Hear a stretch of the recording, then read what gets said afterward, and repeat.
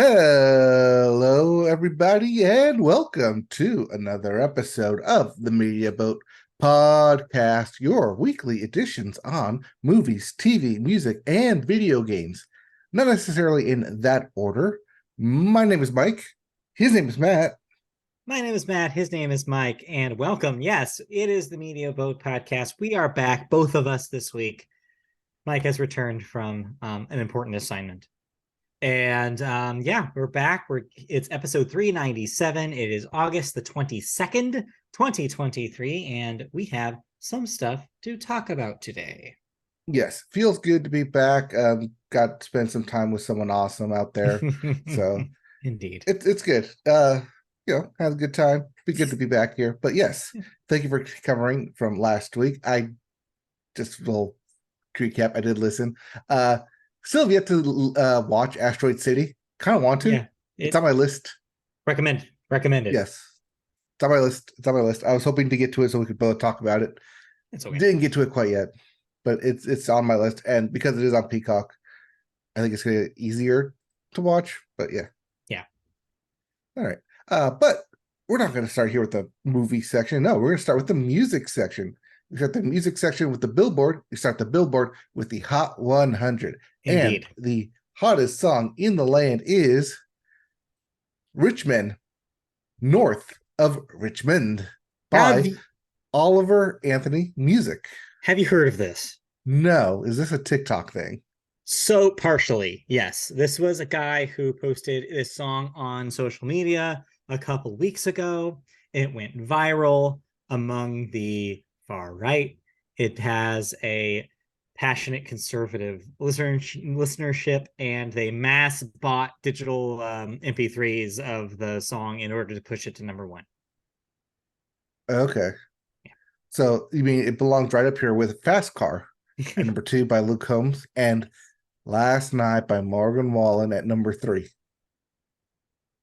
Yep, pretty much. Is that accurate to say then? I mean, it is and it isn't. Actually, if you follow me on Twitter, I'm at Quackerdrill on there. I just actually retweeted an article that talks about this exact phenomenon. But basically, yes, it is partially buoyed by the recent popularity of country music.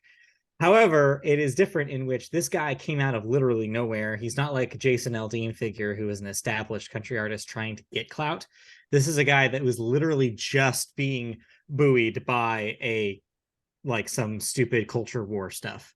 So will we see more of this happening? Who can say? But this is just the first example of that. So yes and no. It's like, yes, it's partially part of this like country renaissance thing that's happening right now, but also almost a reaction to it.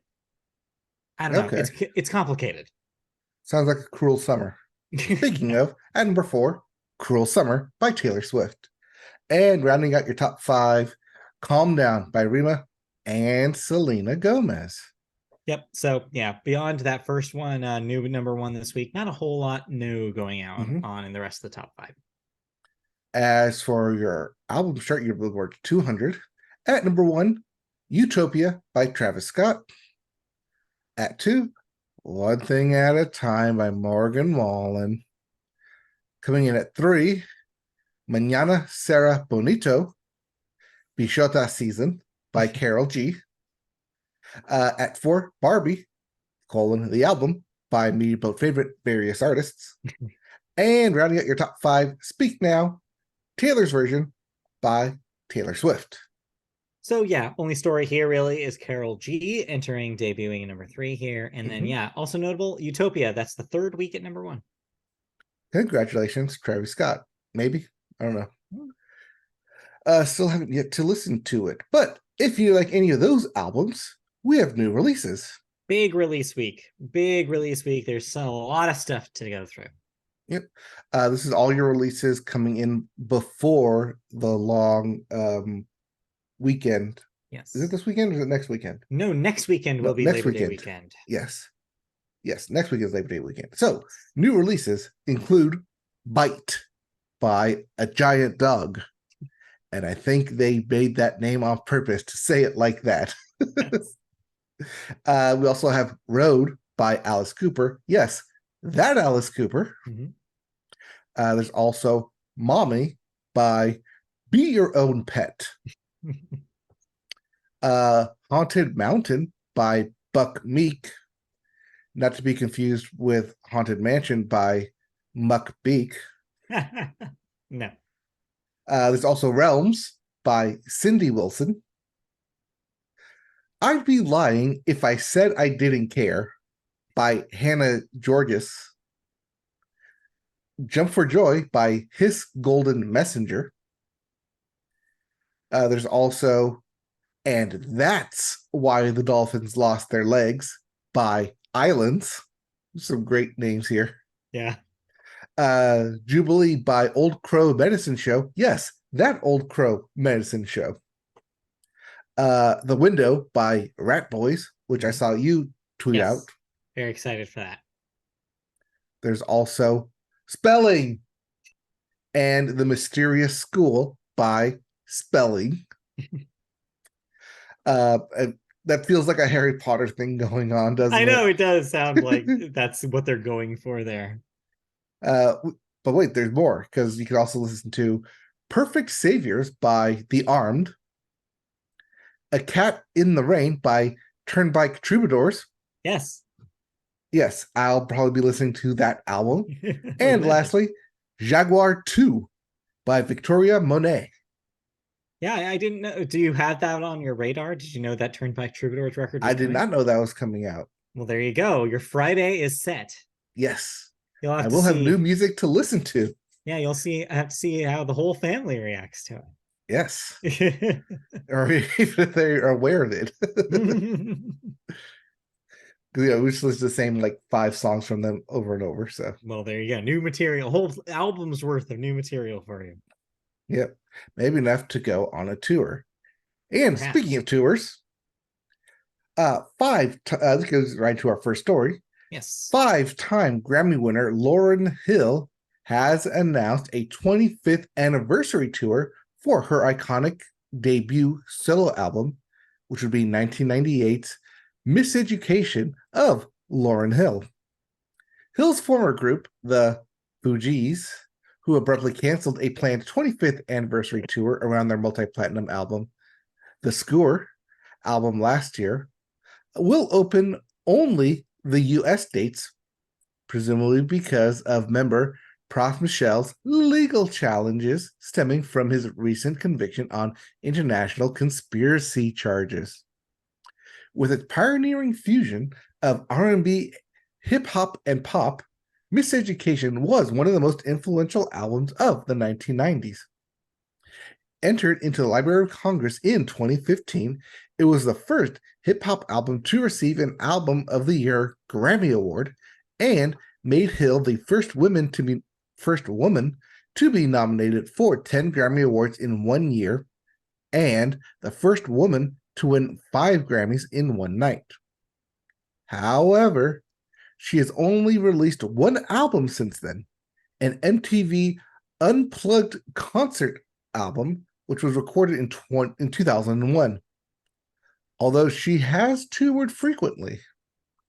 So yeah, I included this story this week because this is kind of a big deal. I mean, it's a landmark album for the genre, for Lauryn Hill specifically. And yeah, it is kind of, I think a lot of people were disappointed when she decided to just not record after this, kind of put the career in just potential pause and instead just touring instead of recording music. And so, yeah, I think to have a proper celebration for the record is really smart. I think a lot of people will go to this. A lot of people will enjoy it, as it is, one of the most important records, if maybe the most important record in the 1990s.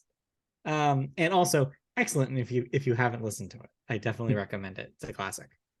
It is interesting to see that she will tour on just this album or add anything else, new material, lost material. It's anyone's guess. Unrecorded stuff, you could see. Perhaps. But while she's coming around, I wish this next story would go away. Because first, it was Justin Bieber. Then, it was Demi Lovato. And then, it was Ariana Grande. Again. repeat redux, Yeah. as reports of artists leaving Scooter Braun's management stable have been piling up faster than indictments of a certain former president.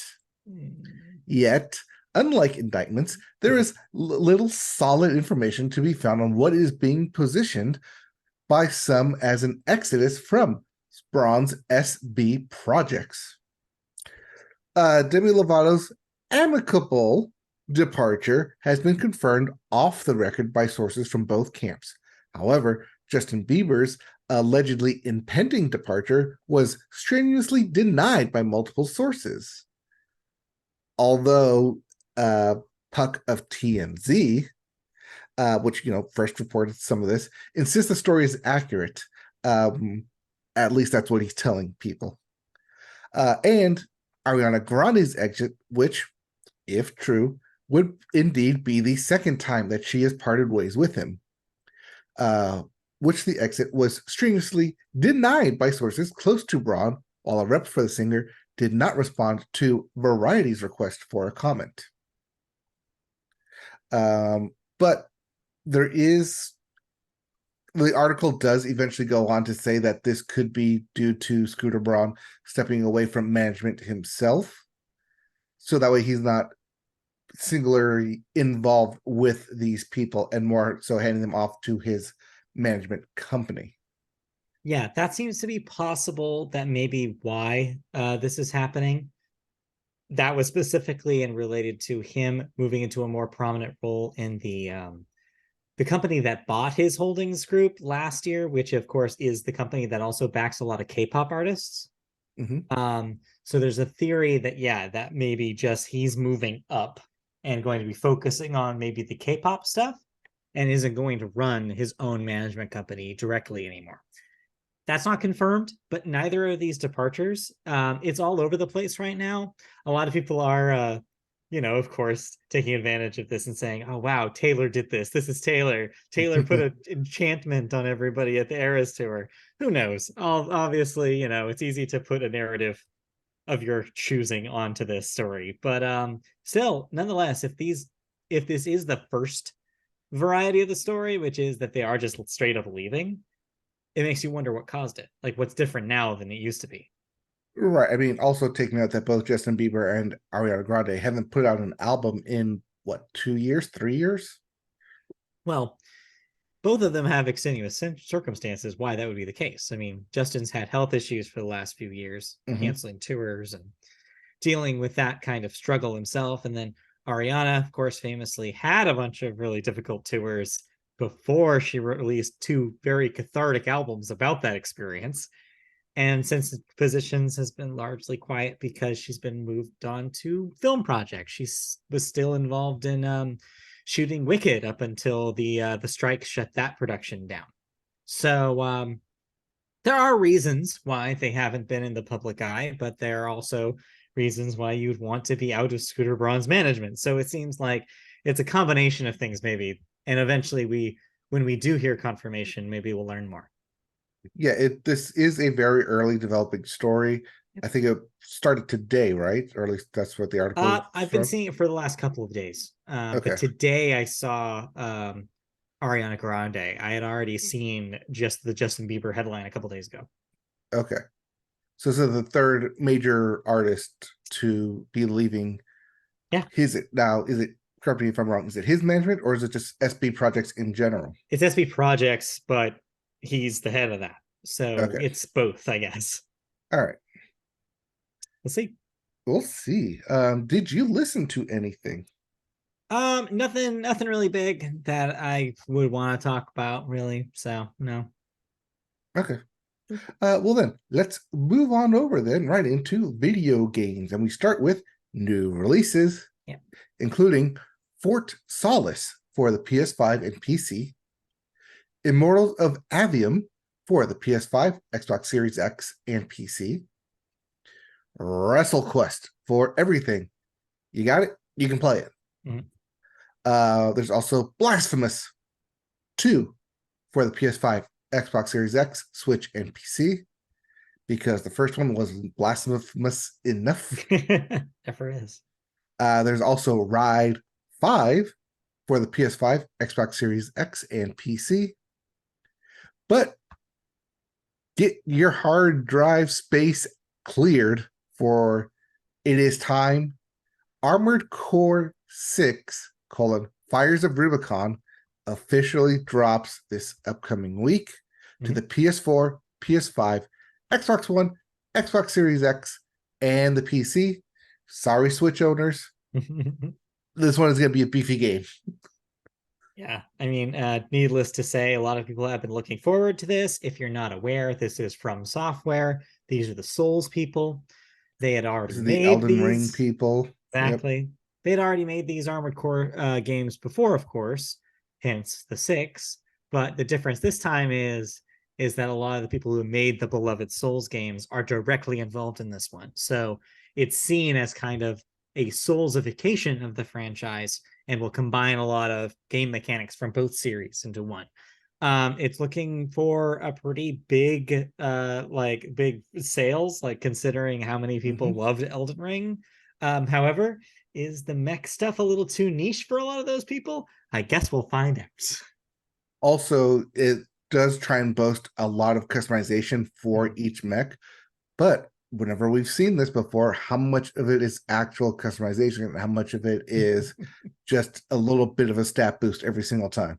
Yeah, I mean, we'll see. But yeah, otherwise, yeah, a lot of people will be excited for that one. I will not be playing it.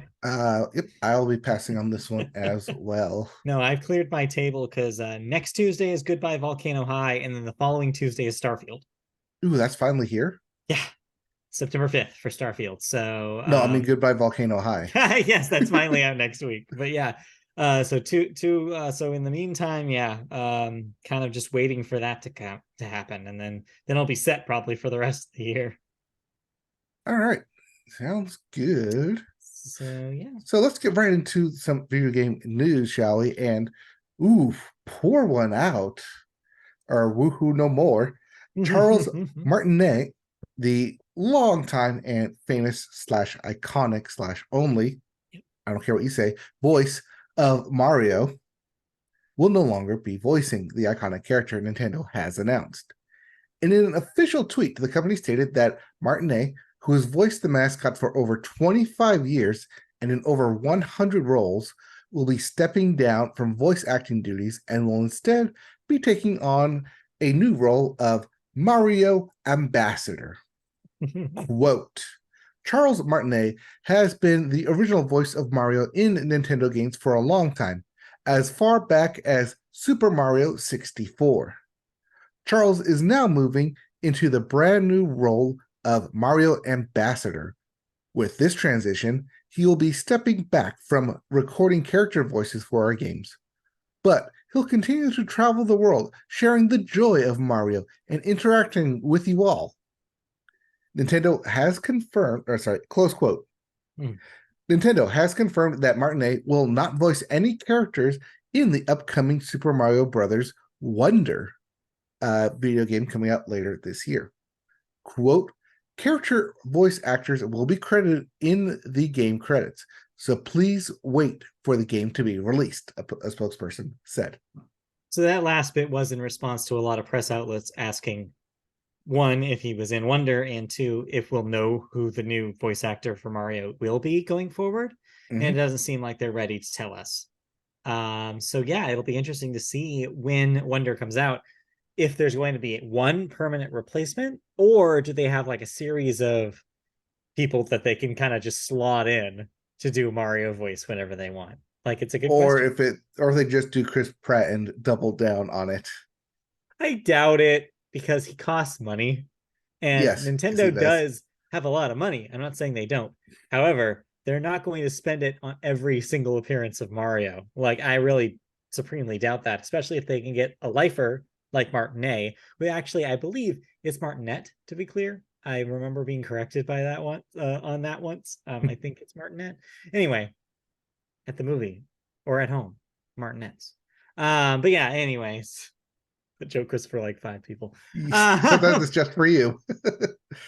But yeah, so like, who knows about that part of it? But it is, yeah, it's a sad one. It's an end of an era, because that means since Mario 64, that means like most of our lives, he has been the voice of Mario, like since 1996 onwards. Over 100 video games. If you've seen Mario in a video game, it's been voiced by him. And so, yeah, it is sad, but ultimately it's cool that they're keeping him in the company, that they're letting him, presumably, judging by the title, show up at like, events and stuff and like still be a spokesman for the company, which is cool. Still gets the paycheck, yes. Yeah. So it's I think it's a win-win for him. I think he gets to retire in a way and just like live his life. And yeah, we'll see what they do going forward with Mario. But judging by the trailer for Wonder, it seems like whoever they do have doing Mario's voice is doing a pretty good approximation of that Mario voice. So I'm not worried. Worst case scenario, well, worst timeline, Nintendo adopts AI for this. I saw some people floating that around, saying that like, well, they do have a lot of recordings of Mario saying woohoo and other things in various ways. Like they could just take that stock of recordings. But a lot of people were smart to point out, like, well, yeah, but that technology is a moving target, especially for Nintendo consoles. The next console is probably going to have higher fidelity audio than even the Switch did. And so are they going to constantly just upres those files? No, they're going to record new ones. And so, yeah, that only works to a certain extent, I think. So yeah, I don't know if thankfully I think there's enough reason for them not to do it that way that I don't think they're going to do it that way. Well, like I said, that's why it's the worst timeline that could possibly happen. But yeah, I mean, what is it, 25 years as the voice of Mario? Well deserved. Like, oh yeah, like lots of people know not just his voice, but probably his name as well, associated with Mario. Yeah. Pour one out for Charles, except actually don't, because I'm really enjoying this key line pie boobly. Anyway, it's okay. Well, don't pour one out really for him because he's not like going away. He's still being a part of Nintendo. Oh, what you should be, go ahead. No, I'm letting you do this excellent segue. Oh, because what you should be pouring one out for is Microsoft Xbox 360 store. Yes. As Microsoft has announced, and it'll be closing down the Xbox 360 store next year. In a new post on the official Xbox Wire blog, it was announced that the ability to buy new games, DLC, and other entertainment content from the Xbox 360 store will officially end on July 29th, 2024. This specifically refers to the ability to buy content directly through the Xbox 360 console and the ability to buy content from the Xbox 360 marketplace site. It does not affect the ability to buy backwards compatible Xbox 360 games and DLC on the Xbox One or Xbox Series X stores, which will continue to be available. Microsoft stresses that while the Xbox 360 store will close down on July 29th, 2024, players using their Xbox 360 consoles after this date will still be able to use all their previously purchased Xbox 360 games and DLC. Yeah. So, yeah, this isn't too dissimilar from when Sony announced that the PlayStation 3 store was closing, except it is different in one way. And that is the fact that Microsoft has been pretty good at backwards compatible, at making their future platforms, I should say, backwards compatible. Like, so it puts them in kind of a unique position here. They can say, hey, we're going to shut this store down, but not actually take away access to the vast majority of these games that are affected. There are going to be exceptions, though. I'm sure that there are websites that are aggregating games that are currently on the 360 store that you cannot get backwards compatible or on other storefronts. So if that matters to you, if you're concerned that there are some things that you never got to play or never got to buy that you're going to miss out on here, go seek that out. Go find a list like that and download them now, because you've got a year to do it now, roughly. But honestly, I feel like the number compared to that PSP or Vita or PS3 number that we got before is so much smaller with Microsoft, because they did a lot of the due diligence to move a lot of this stuff forward. Yeah, I feel like Microsoft has been good about the backwards compatibility, like you said. for the X and the S and the Xbox One. But yeah, this is specifically items with the 360. This also does technically mean that if you still own an Xbox 360 and it hasn't red ringed yet, you could probably, not saying this is actually for sure, but have a very rare game on a very rare officially working console until that decides to crap out, because I think it probably will at some point. Yeah. No, yeah. Are you establishing like, are you saying that you could envision a PT like scenario in which like 5 years in the future somebody has a 360 that has some weird ass 360 only indie game and they sell it for like hundreds of dollars, like hundreds of $1,000s, because you can only play it on this one console? Maybe. So if that's you could be that person. Just look at those lists right now. We're telling you here. But yeah, this isn't going to affect most people negatively. That's the good news here. Yeah, it sucks potentially for the 1 or 2 games that are maybe not going to come over, but check it out. See if that's affected something that you care about. Yep, check out the lists. All right. Did you play anything? Honestly, I even kind of dropped off of Diablo finally. Like, I played it a lot less in the last week or so than I was playing it before. I think the new season content just wasn't doing it for me. It's a lot of repetition, a lot of doing the same things over and over again. So right now I'm kind of in a little bit of a no man's land. I'm looking for something to keep me occupied until Tuesday. So yeah, not playing a whole lot. I mean, Tuesday's not that far away. It's just next thankfully. week. Yeah. Let's see here. I was able to platinum Final Fantasy 16. Wow. Bit of a grind because you have to go through the whole story again in New Game Plus. But thankfully, because I did everything in the beginning, the only things that I had left to do was beat New Game Plus, get everything like unlocked in terms of like my abilities. So everything was statted out. And I think that was it. Oh, and defeat the lone monster that only appears in New Game Plus. So once that was done, it was like very easy to just say, okay, I've done officially everything now. But it did bring up a good topic of, at least with my doctor, of why are you playing New Game Plus? Why play through it again? Didn't you just play through the story? I'm like, yes, I'm not going to play with all the upgraded weapons and stuff. I need more badass going through it. Yeah. It's a hard concept to explain if you haven't done it yourself, because it does seem like a lot of hours to repeat.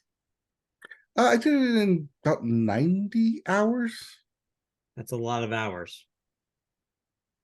No, 80 hours. Still a lot of hours. Yeah. But I mean, compared to like the 50 or 60 hours I took being in the game originally, going around and doing everything, to the hyper fast 30 hours it took me to just platinum it at the end. It is a different kind of pace. Yes. Yeah. Definitely a different kind of pace when I'm not sitting through 30 minutes of Square Enix stylized CGI scenes. Yeah, exactly. You can skip them.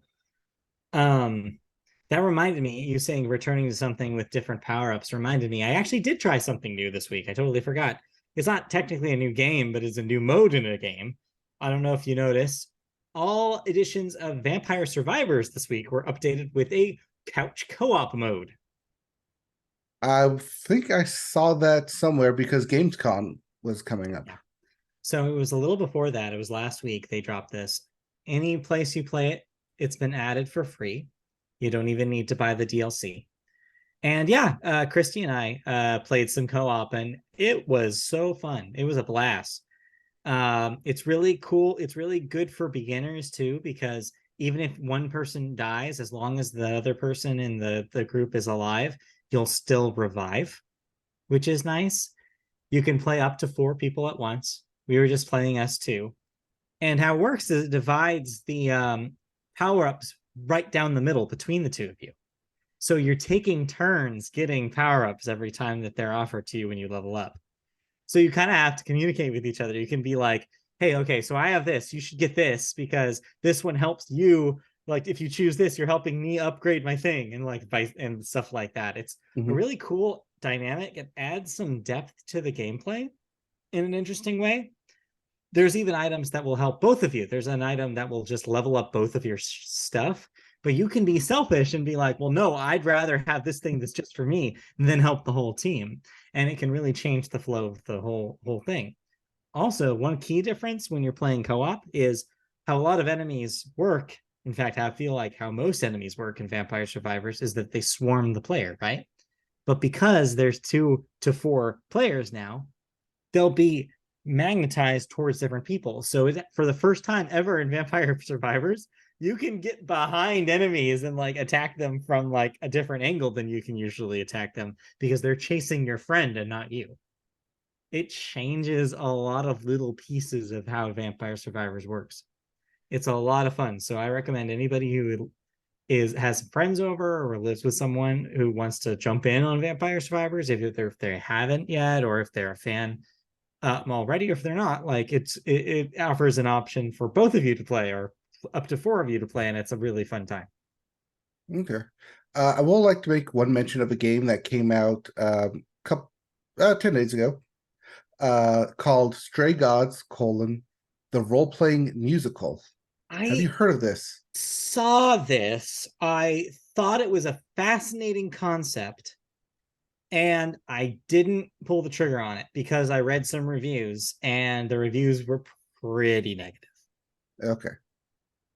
So I had a friend like talk to me about this Okay. past week, and kind of convinced me to try at least check it out, at least get more information on it, Okay. because it's deals with Greek gods. Right.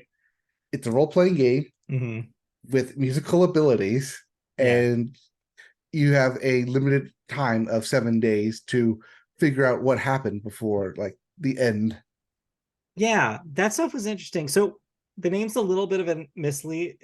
It's not really an RPG. There's no combat or anything. It's a Right. visual novel. Um, and the decisions that you're making are actually the most interesting part because from what I was able to figure out is that during the musical numbers, decisions you make can actually change how the song sounds. Like it'll insert and remove certain like lines of song or like literal melodies, and so your songs will be different depending on the decisions you make. Again, fascinating concept. Sounds amazing if they could pull it off.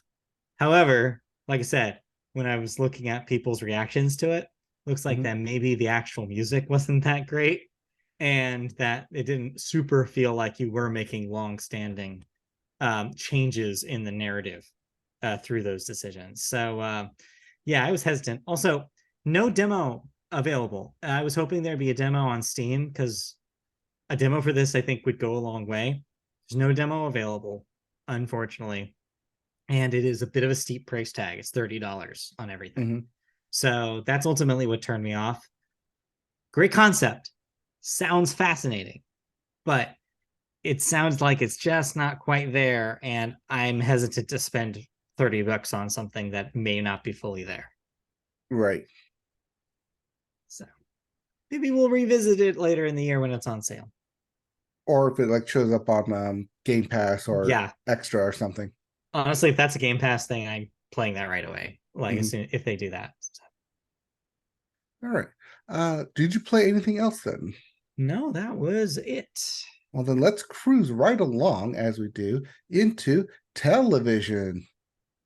And we always start the television section with the sports corner. There it is. All right, sports this week. We have a wrap up for you with the Women's World Cup. Spain beat England 1-0 to win the whole thing. Your individual, Congratulations. yes, congratulations, Spain. Your individual winners in the cup. Hinata Miyazawa from Japan won the Golden Boot. Hmm. Aitana Bonmati from Spain won the Golden Ball. Mary Earps from England won the Golden Glove.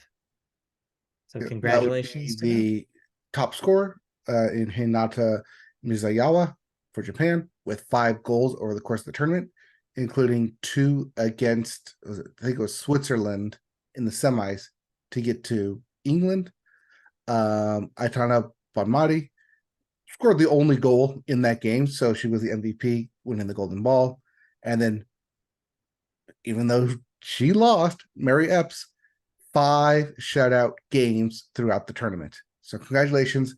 And as we talked 2 weeks ago, 2 weeks ago when the US lost, there's a lot of good talent in the world now. Turns out. Yep. So yeah, overall, unfortunate cup for us in the US, but otherwise a fun time. And seems like a lot of people enjoyed some of the more competitive matches that we've seen in a long, long time. Oh, So, it was really good to watch. Yeah. Even if I had to wake up at like 2 a.m. to watch it. Mm-hmm. Speaking of competition in the NFL is heating up as the preseason continues, including the Commanders beating the Ravens, which ended the Ravens' 24-game preseason win streak. The last time the Baltimore Ravens lost in the preseason was 2015. They have been dominant for the past 8 years now. 8 years in the preseason. Just, I mean, technically they don't matter.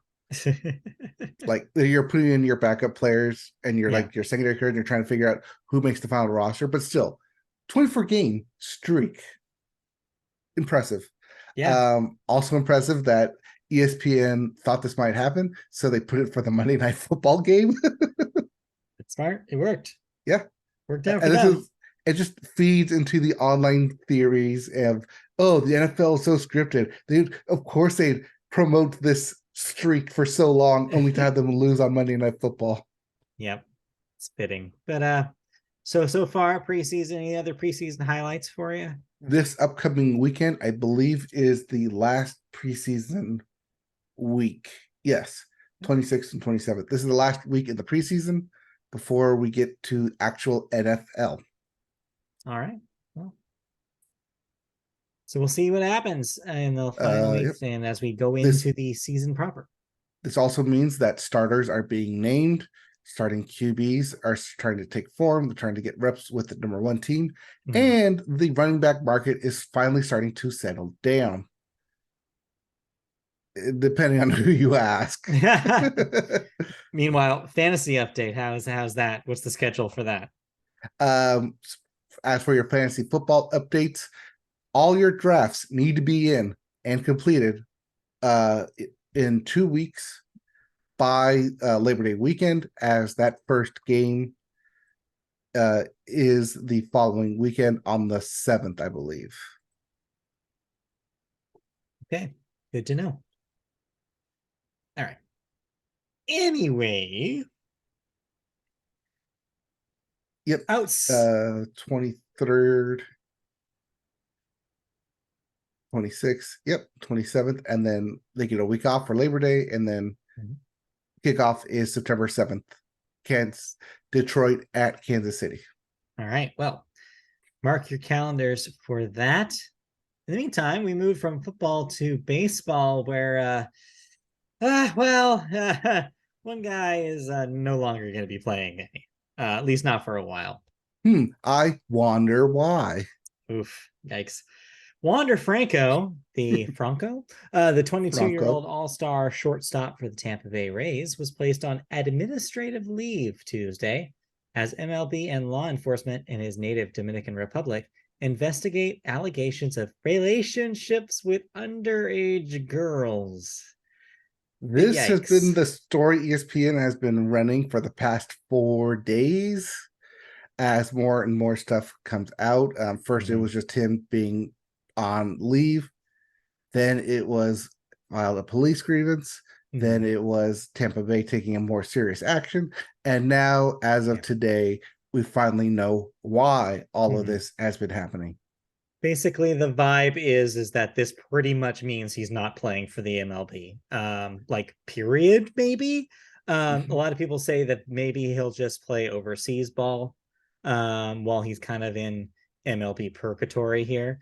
but administrative leave seems to mean pretty permanent, at least until things change. And it doesn't seem like things are going to change. Because he is what I think is freshman first year. He is still being paid the league minimum, but that is through the Tampa Bay office and not through MLB. Yeah. So yeah, you're not going to hear from him in a while. So mark him off of your even though there. He was one of the hot stars of the All-Stars game this past that was a month ago, July. Yeah. It's just another example of like your personal life does eventually come to get you in your professional life. You have to keep things clean. If you do stupid shit like this, you can't play the sport you play. I'm sorry. It's just the reality of it. And this is pretty egregious, and there's a lot of proof out there. So it's like, yeah, there's not really anything you can do about this. He's just not going to get to play baseball here. That's just how it is. You reap and then you sow. Anyways, are you sow and then you reap? You reap what you sow. Reap what you sow. It's true. All right.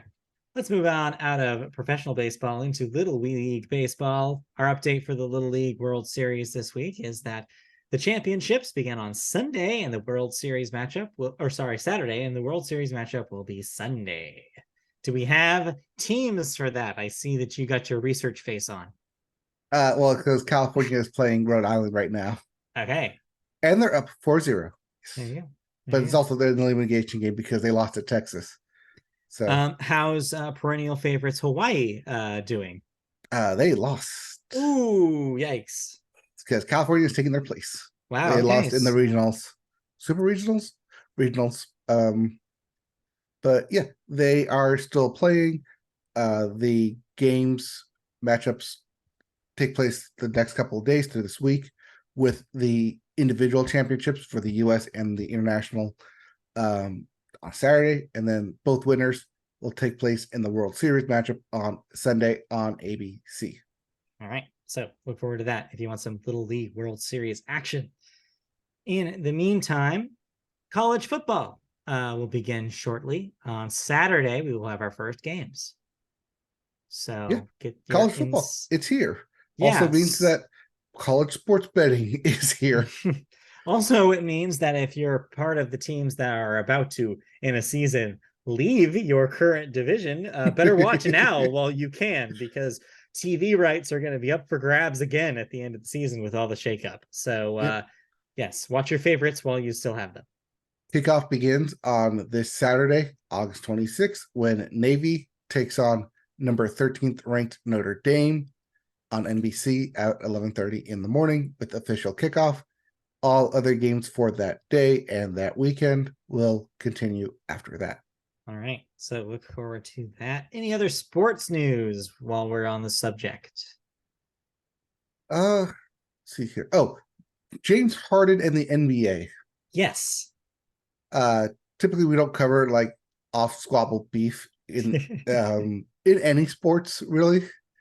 Especially when they're out of season. But when you have someone who has notoriously demanded trades, like James Harden, who specifically said he wanted to play at a specific team in the Philadelphia 76ers, and then to this offseason say he will not suit up for said team because of management, and he has been officially been fined $100,000.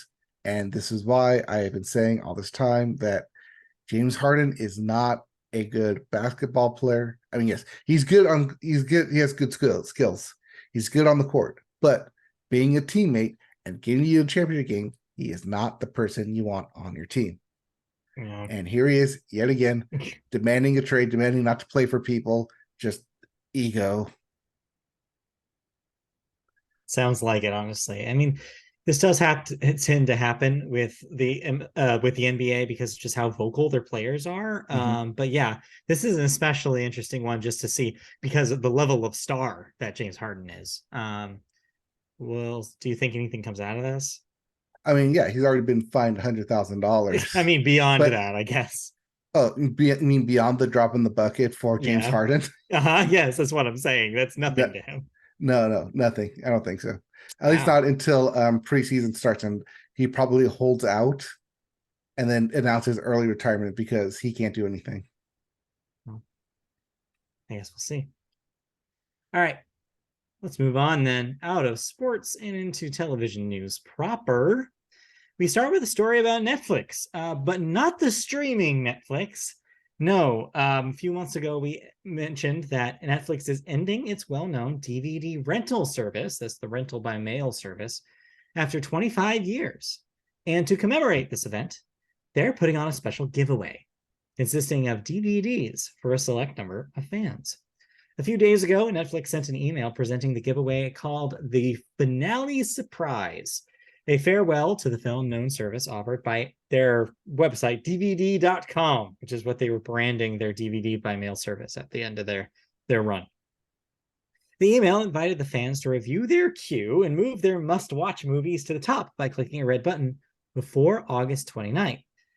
Bad news is that this promotion is available only for US residents. As a farewell gift, though, Netflix will send up to 10 discs to fans subscribing to this promotion. If you participate in the giveaway, you should check your mailbox regularly, as Netflix won't let you know if you've won and how many red envelopes they are sending out. The DVDs will come to your house once the DVD service is shut down forever. And yes, you don't have to return them. You can keep them. So yeah, this is a nice little parting gift that they're doing for a select number of people who are so diehard that they were still signed up and still had an active queue for DVDs by mail. This is neat. Technically, you can still sign up for this. At $10, you can sign up for their monthly service at $10 a month and put all the films you want into their queue. I'd say that I have done this yet, but it is something that, hey, we talked about this when they said that they were shutting down their DVD service. That what are they going to do with all these DVDs that they just have stashed around? Like, turns out, just give them away. Give them to your loyal customers, or people who just want DVDs.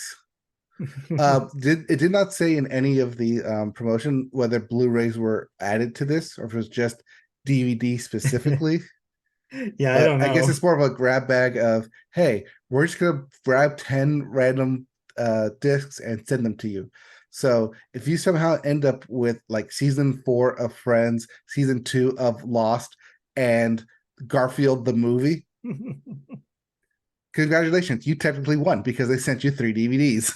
Well, see, that's the thing, is it also says to move stuff up your queue, so it doesn't sound like it will be completely random. Mm-hmm. It does seem that, at least for some of them, they will tailor it to what you were requesting. So maybe you don't end up with Garfield the movie, unless, of course, Garfield the movie is your number 1 queued, which is, I don't know, you're a lost cause at this point. But yeah, I don't know. It's neat, though, and I'm glad they're doing it. It's a cute little feel-good story. Yeah, I mean, it makes me want to kind of go in there and see, like, okay, what are some like old-time movies that, like, I know that are classics that are not going to be on streaming that you can't find, that I can just, hey, probably get from them for $10. Yeah, maybe.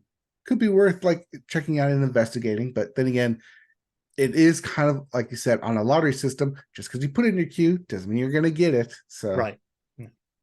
But we'll see. Hey, write in, by the way, if you are one of these people who get DVDs in the mail. We'd love to hear your experience. mediaboatpodcast@gmail.com. All right, let's move on to our next story. Yes, we do talk about Jeopardy a lot here, but hey, here's another opportunity. So why not do it again?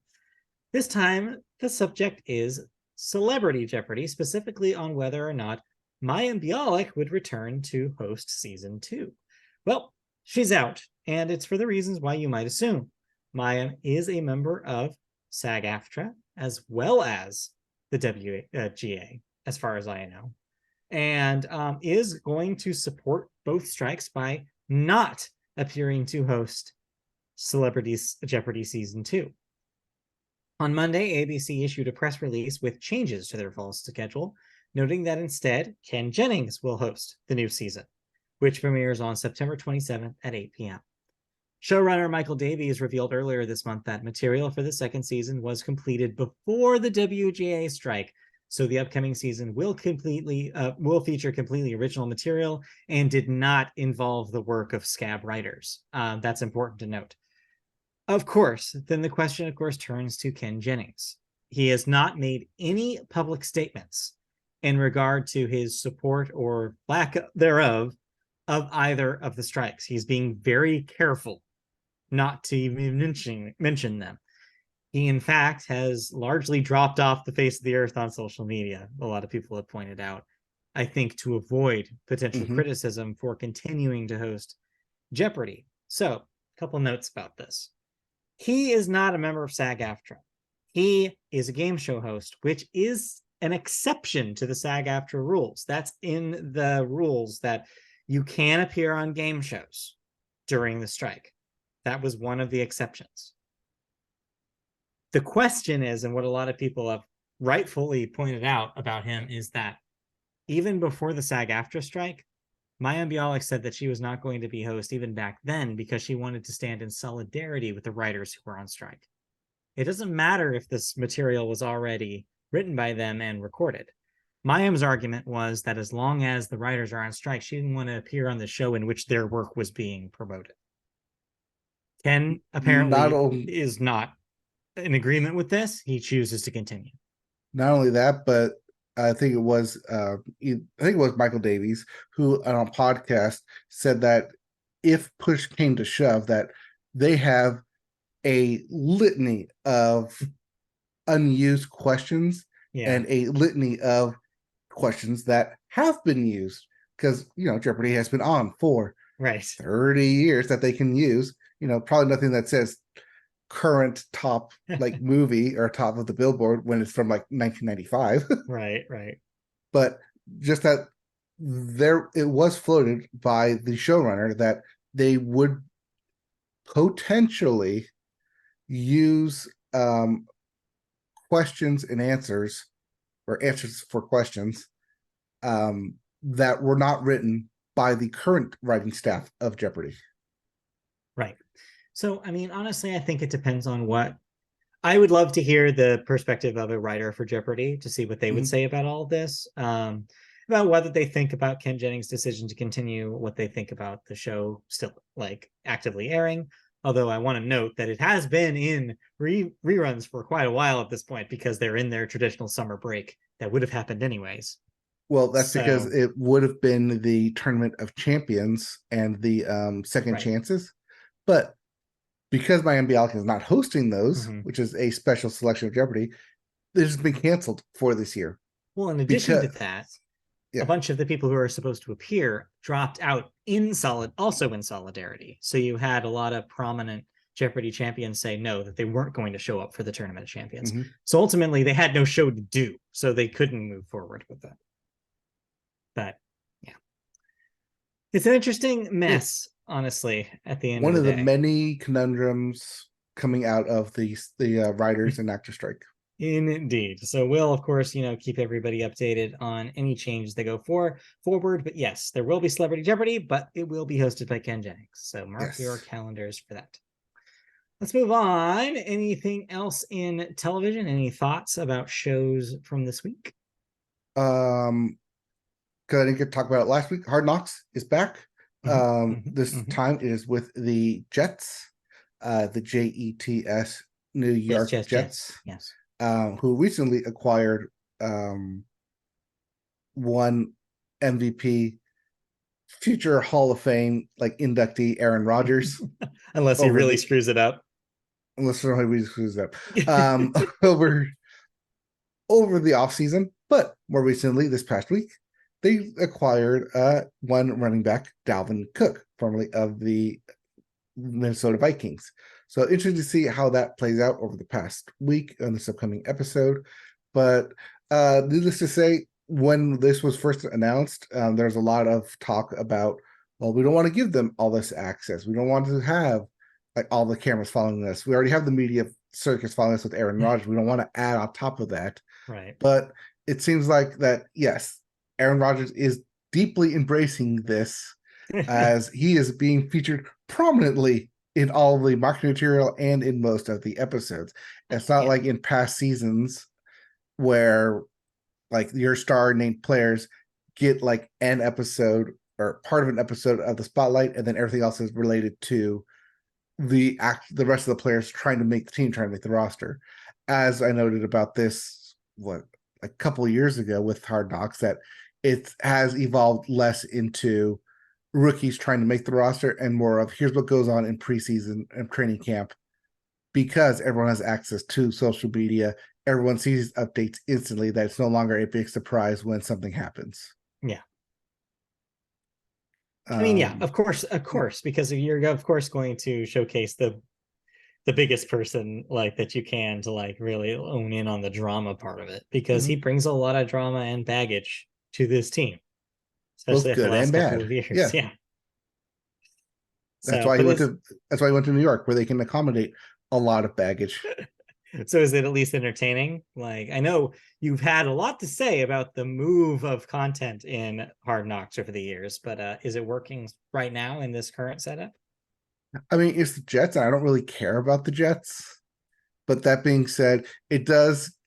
I do see people, especially in fantasy, going for the Jets and getting the as we call it, the Hard Knocks bump, because you see them on a weekly basis. You're like, ooh, I like that player. They're Yeah. showing good skills that I wouldn't normally see in training camp, because I only get to see them in the 2 or 3 catches that they get during the preseason games. But if I watch them in training camp, ooh, I can see more skills and showcase more of like who I like. Mm-hmm. So that always tends to happen around this time. All right. Other than that, I coming back, only murders in the building. Yes, that's true. I watched this as well. Officially back. I've only watched the first episode. The second episode is up. Mhm. The third episode is actually today, right? Yeah, I think it's tonight, I believe. Yeah. So Paul Rudd, pretty good in it. Yeah. It was an interesting take to start this season with a Meryl Streep voiceover and just showcasing her as if to put her into the spotlight. Because hey, if you have Meryl Streep in your show, why wouldn't you thrust her into the center stage of this entire thing? Yeah. I mean, the good news is I was worried about like, oh, these big names are going to overshadow what the show is. Maybe they're going to Mhm. try to engineer it where it's about the guest stars. So far, not been the case. Actually, they've been really good, done a really good job balancing out the star power with what you want to see, which of course is the dynamic between your main three stars. And they're doing a good job of it so far. It's running about with at the level of the previous 2 seasons. I'm having a good time with it so Mhm. far. Yeah, and I'm really interested to see how they do the mystery part, because already in the first episode they really throw you for a loop by the end of it. They're like, oh wait, okay, now this is what's happened. And so yeah, they did a good job of, I think, the twist, reverse twist thing. Yes, especially because they ended season 2 with the initial death, which wasn't even in the building. You're like, well, how can they call it only murders in the building if the death isn't even in the building? What's going on here? And of course, Oh, in but they typical rectify that. yeah, and in typical fashion, they make fun of that themselves. They make sure to Yes. mention, wait a minute, it didn't even happen. Because if anything, the show continues to be a great parody of the idea of a podcast and the Mhm. modern mystery podcast and what it means to create one. And some of the best jokes in the show are when it's able to poke fun of itself like that. So it's Yes. it's it's pretty good. I also do like how they set up, at least in the beginning here, how this could be very well be the last of Only Murders in the Building, as Selena Gomez's character, Mabel, could potentially be moving out by the end of the season. Yeah, there are a lot of stakes in this season that weren't there before with some of the main characters, and it does make you wonder what they will do with them by the end of the season. There's a lot of Mhm. what ifs that I'm interested to see how they resolve. So yeah, so far so good. It remains a quality show. So Yep. And speaking of murders that are wrapping up, the after party. yes. New episode is tomorrow, as is episode 8, which is where the first season ended after 8 episodes. This one doesn't say specifically season finale, so makes me curious that there might be 1 or 2 more episodes after it. Apple TV may have given them the bonus episode like they did with Ted Lasso. Yes. And so maybe they'll have an extra one to work with. Yeah, another show where I'm like, they've been doing a fairly good job of covering up exactly how the mystery is going to go. I will say one thing about this season of the After Party. I was kind of cold on it in the first episode, then I warmed up. Now I'm a little like less warmed up. I'm still think it's pretty good, but I think what I've noticed is this season feels like they do a lot of stuff around the periphery of the mystery and then only give you like one or two bits of information for the next episode. And Yes, I'm a each episode little has a lot of backstory for each Mhm. character before they get to how and why they're at the wedding. And honestly, I'm a little disappointed in that because I feel like they did a better job of really stretching those out in the first season and making you feel like everything mattered and everything was important. Here, this feels like less stuff is important. And so you feel like you're sifting through all of everything to find what matters. Well, I think where the first season had it going good is that because it was a high school reunion, that they could provide those flashbacks to what happened 10 years ago. And everyone was in the same kind of area of being in 10 years to now. Whereas with the after party, it does feel like all these kind of disconjointed people and players and the characters all converging, and you know what got them to converging rather than why are they still here. Yeah, it's just a little less impressive, I think, the mechanism of it all. But maybe maybe I'll be wrong by the time that they're wrapping everything up. I don't know, I think like after the last two episodes, it does make me want to go back to the first one and kind of like, okay, I know they dropped a big clue in here somewhere. Where is it? Yeah, I'm just not yeah. seeing it yet. Right. Yeah, it is a series that I think just may actually benefit from a rewatch. Right. In the just the way that it's structured. So we'll follow back that with that one once it does wrap up and see how we feel about it. I think that's all I've been watching then. Yeah, I think that's it. So that means we can move on to Oh, some cancellations and wait, nope. nope. Starting tomorrow, Ahsoka, Disney Plus, 2 episode premiere. We'll be talking about that possibly next week. Next week. Watch this space. In the meantime, cancellations and renewals. Let's do it. What am I no longer watching? Prime Video has confirmed that A League of Their Own will not be continuing for a proper second season. They had previously said that they were considering a like shorter second season, like a 3 episode drop. I'm not sure if that's still happening or not. This seems to suggest it's not. So it was being canceled at Prime Video, but the production company is still shopping it around Okay. for that second season to be picked up at a different location. So we'll and see. You're right, it was shortened from a proper second season to a kind of like a trilogy of episodes to wrap things up. But you're correct that it's no longer going to be on Prime Video. Yeah.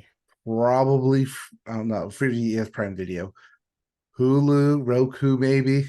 Who knows? But here's hoping they find some sort of home because I did really enjoy that first season. Mm-hmm. All right. Next up, Prime Video has canceled The Peripheral. They unplugged it. Yeah, same. This is the same thing, where they previously greenlit a season 2, but now are backtracking on it. Got it. No word if this is going to be shopped around. Okay. So those are your cancellations. We also have some renewals this week. MTV is bringing back RuPaul's Drag Race for 16th season. Is this the first on MTV specifically? Because I know it was on VH1. It had been on a few different channels, I believe. It didn't say this was the first one on MTV. Okay. It just says it's going back on MTV. Okay. Then in related news, RuPaul's Drag Race All-Stars will get a 9th season, but that one will be exclusive to Paramount Plus, as well as I believe this is the companion series to RuPaul's Drag Race, Untucked, which is getting its 7th season on Paramount Plus. Yes, that is the companion behind the scenes piece for RuPaul's Drag Race All-Stars. Both of those specifically for Paramount Plus. Got it. So check that out there. Those are your, and Max is bringing back and just like that, the Sex and the City continued story for a 3rd season on Max. So there you go. It remains to be just like that. All right, let's talk about some deaths. Just a few this week. First, we have Ron Cephas Jones, age 66, actor, currently well known for This Is Us, was also in Luke Cage and Mr. Robot, and won Emmys back in 2018 and 2020. You watched a lot of This Is Us. This is a sad one, I'm assuming. Yes, he was the grandpa character. He was also the abandoned father. So he had a very prominent storyline, which is how he ended up winning the Emmy get the Emmy wins in supporting actor in 2018 and 2020. Yeah. But yeah, this one, 66, young. Yeah. I want to say lung cancer. But yeah. This one was a shock. But yeah, especially more well known recently. This was in the past like 5-6 years. Yeah, that's unfortunate. Like, I mean, it's one thing to say that like that it's actually really cool that somebody who is later in their life can have a career like this, where they didn't have to be, like run up the ladder. They could like be an older person and already have a career like this. But to see it cut off so early is very sad, and it makes it all the more tragic. So yeah, definitely a sad one there. Speaking of sad and young, we also have Magoo, who was a rapper, worked with Timbaland, and a songwriter who wrote Up Jumps to Boogie, as well as some other songs. I saw a lot of people pouring one out for specifically his era with Timbaland.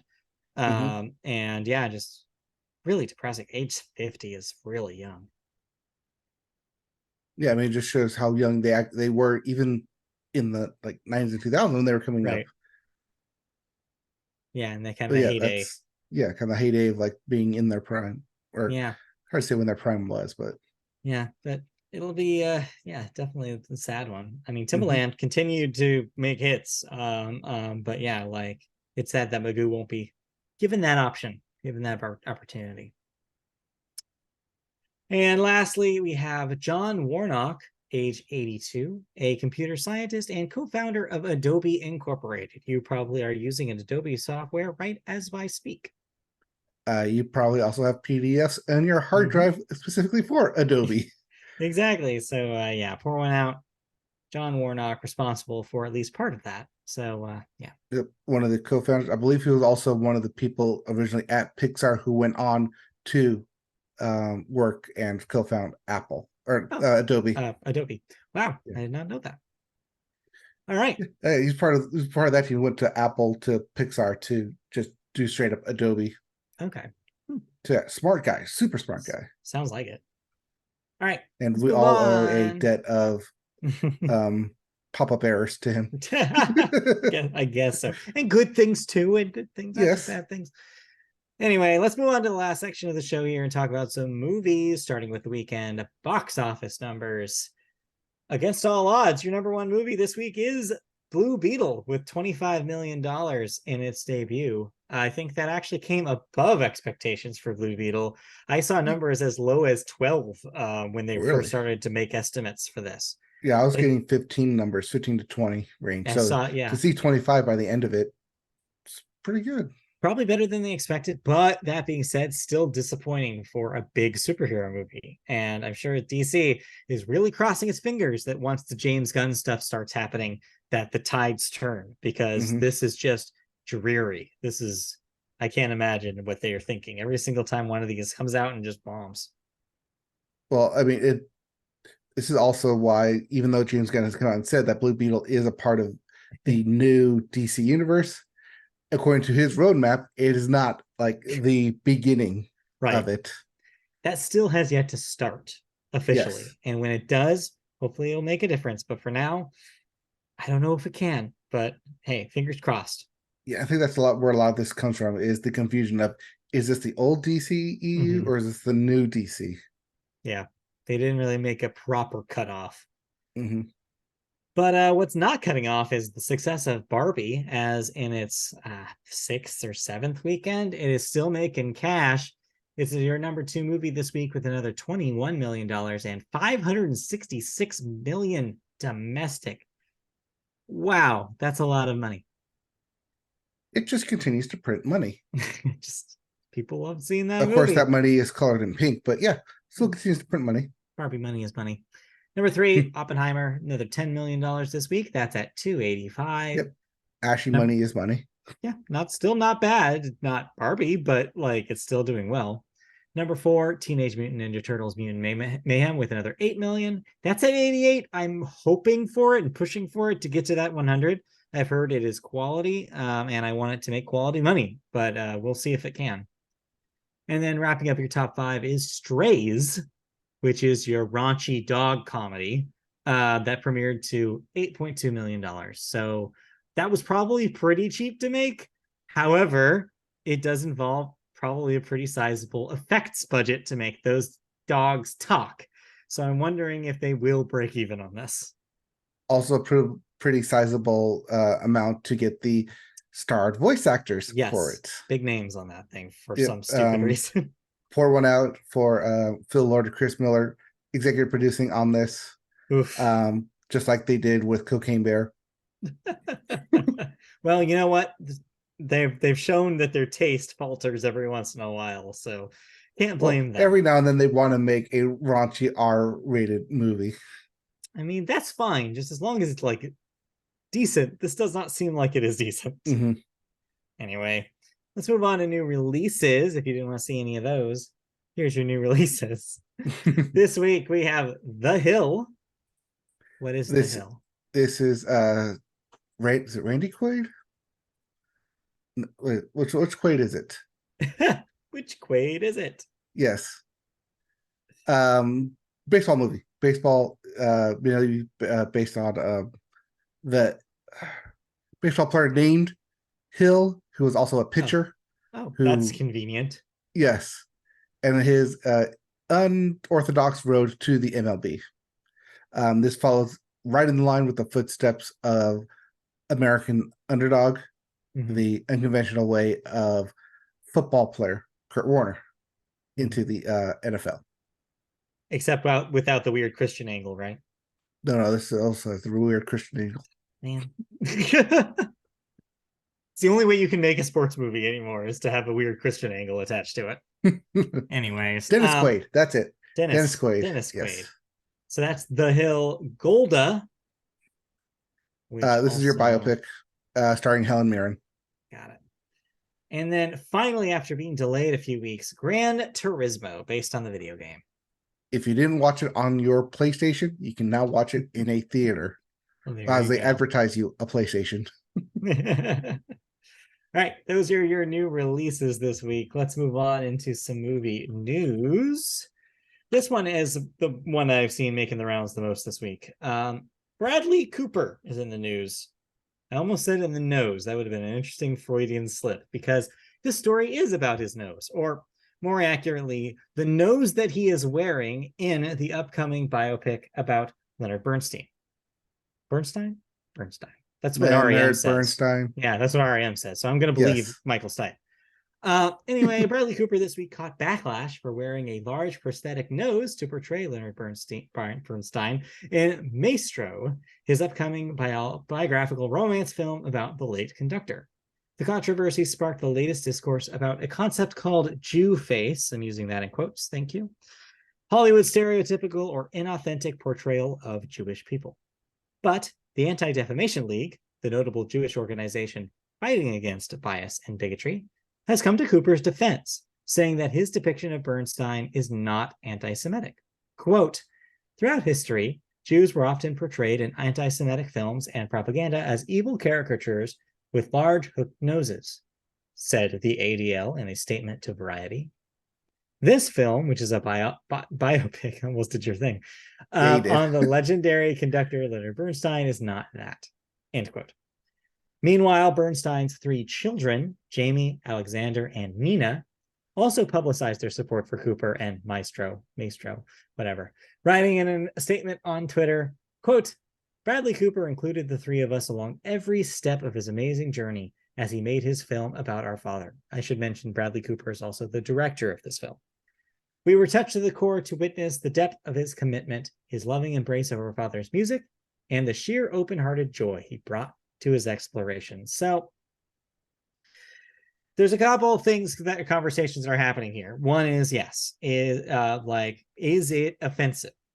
And I think that what the ADL is saying here does warrant some truth. I mean, they're right that if the intent is to be derogatory towards Jewish people, then those exaggerations are malicious. It is not coming from like a good place. It's obviously coming from a negative place. It's to insult. It is on purpose.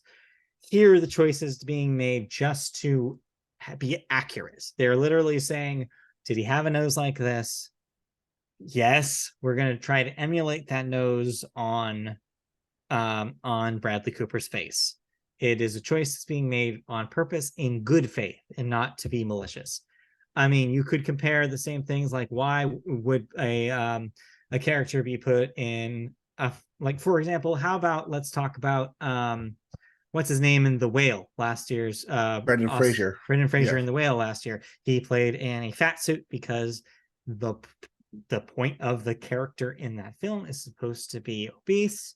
It is at the part of the plot. It is to achieve a goal. So that's one part of the conversation. I think the other thing that's happening here is the question that was asked about Brendan Fraser as well, which is, well, why did we cast Bradley Cooper then if he does not have a nose like that?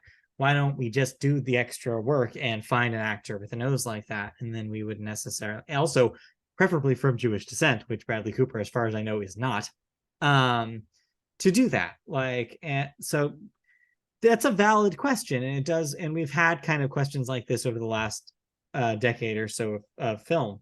Like, should we be doing more work to accurately represent, using working actors who can more accurately represent these people? Absolutely. But Bradley Cooper is also the director. He's also financing this. Of course, he wanted to be in it. And so he did the thing that was closest to what he could do while remaining the star of the film. So it is what it is to a certain extent. But yes, that work could have been done. Yes. To me, this comes from two different areas. First one being an aesthetic choice to essentially get you to not look like, oh, it's just Bradley Cooper playing Leonard Bernstein. It's to help get not just him in character, but to portray it on screen as this is Leonard Bernstein as Maestro in the film that he is directing, that you don't want to get the distraction of it's just Bradley Cooper. The other thing is that when this film does come out, I'm going to assume that the Bernstein children will be part of the executive producers on this, part of the production on this, and that possibly they are saying this to, one, promote the film, but two, give it their blessing so people, when this does come out, don't result in this kind of backlash. That all this came out because they put out a promotional image for it and then immediately put out the fire. Not we're going to put out an image, we're going to put out the trailer, and then when the film comes out or premieres at a festival, that, oh my God, that's all people are talking about. That we can squash this now, and people can focus on the film. Yeah, I mean, the thing is that the internet is the internet, and there will just always be a quotient of the internet that is not going to focus on the film and still talk about this until forever. So yes, but you're right. They did what they could. I think ultimately, if you can't take the family members' word for it, then I don't know what you're waiting for. I don't know what else you expect to happen. And so, yeah, ultimately, they did what they could. I agree with you. They did the right thing, which was try to get it out in the open, make a statement about it as soon as possible, and just say, hey, this is coming out in good faith. This is what it is. I think there is some value to a conversation about this kind of thing. It's just that I hope it doesn't devolve into internet squabbling, which of course it already has. And that's just the reality of the internet. It's like, we can't have a civil discourse anymore because it doesn't allow for it. Yes, but as we've seen, especially with award ceremony, which as we saw with A Star Is Born and Bradley Cooper, that this is exactly where it's kind of trying to aim for, that they want to squash any talk of that now rather than in November and December when people start voting on this thing. Right. Because we've seen what happens when baggage and kind of defamation starts to creep up in terms of award season. Take a look a couple of years ago at James Franco with the Disaster Artist, how he was on such a high. And then the stuff started coming out about him and immediately lost all of that momentum. And it's even tougher now because Bradley Cooper can't say diddly squat because he can't promote it because he's SAG-AFTRA and he's on strike. He can't say a single word. So yeah, it's another wrinkle to the story, which is if they are still on strike in awards time, there's nothing they can say about anything. So Yep. we'll see how it goes. I wonder if this is how we found the loophole to it, that if I can't talk about it, other people can talk about it. Well, again, though, if they were, I am choosing to believe that they were involved in the film, Yes. and that it makes more sense for them to speak to it anyways instead of Bradley Cooper. So this would have been the right move no matter what, if there was a strike or if there wasn't.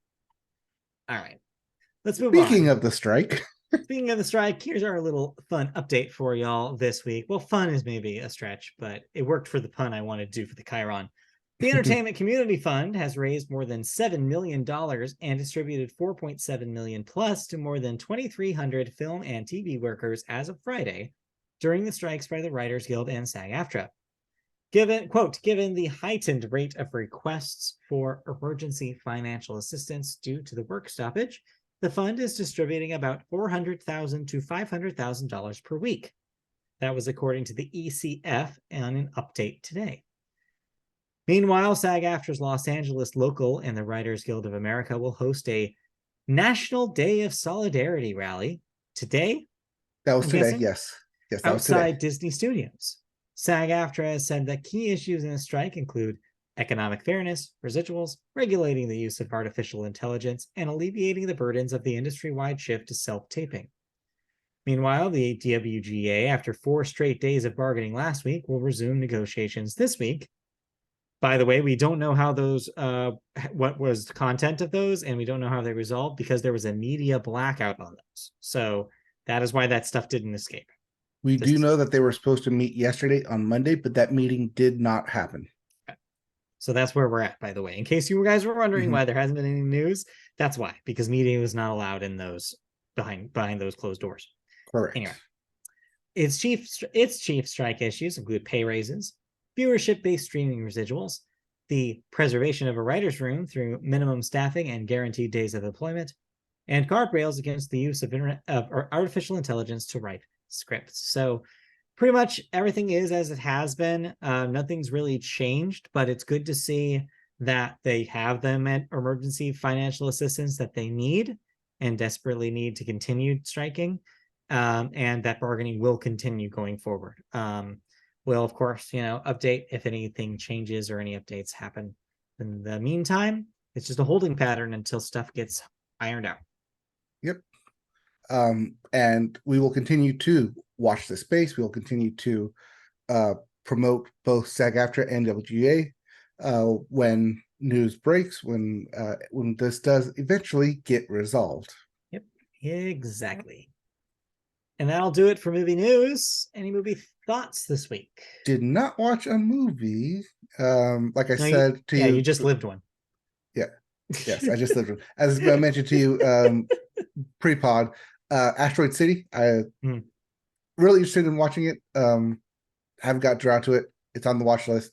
I will watch it by the end of the year so I can possibly put it on my list. We'll see. We will see. All right, then in the meantime, that'll do it then. That'll wrap up the movie segment, and that will wrap up this week's edition of the Media Boat Podcast. So thanks everybody for tuning in and or listening on your device of choice. If you want to see this podcast and more podcasts in video form, you can go to youtube.com and search Media Boat Podcast. There you'll find our channel with our archive of shows, as well as the ability to subscribe and click the bell to get notifications for when new videos are uploaded. You can also listen to us in audio form through traditional podcast services like Apple Podcasts, Google Play, Apple, I already said Apple, Amazon, etc., all the ones that you use podcasts to listen to podcasts. We're there. Just search Media Boat Podcast. You can also find us on social media channels like the artist formerly known as Twitter, where we're at Media Boat Cast. Facebook, search Media Boat Podcast to find our page there. Twitch.tv/MediaBoat, where you can occasionally see us play video games. Watch us next Tuesday, where I will hopefully give a jump into Goodbye Volcano High. And then we're all sorts of places, including our Discord, Media Boat Podcast, and IMDb, where we have a list of all our episodes because they scraped our data. And then last but definitely not least, you can see an archive of our shows as well as some of our writing on mediaboatpodcast.com. And you can email us questions, comments, feedback about the show at mediaboatpodcast@gmail.com. If you write us there, we will listen. We will read your we'll read your spiel. question, your spiel on the show, just like I did last week on last week's show. So send them in and we'll read them here. Yep. That's it for us. Good 90-minute podcast. Right on the dot. Right in, right out. We'll be back next week with more news, more thoughts. Ahsoka, Turnpike Troubadours. Was it Rat? Mouse? Rat Boys? You got there. Rat Mouse? Rat, yes. Rat Boys from you. All that and more next week. Yep. So tune in then. See you guys next time. Okay, bye. Bye.